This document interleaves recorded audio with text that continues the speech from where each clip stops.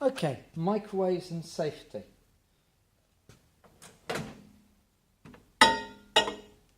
Put the water inside the microwave for this experiment so I can show the microwave working and the microwaves are still going to be absorbed inside.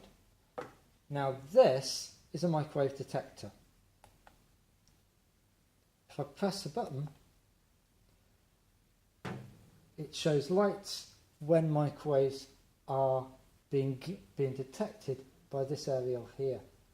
Let's see if enough microwaves come out of this microwave oven to actually be detected.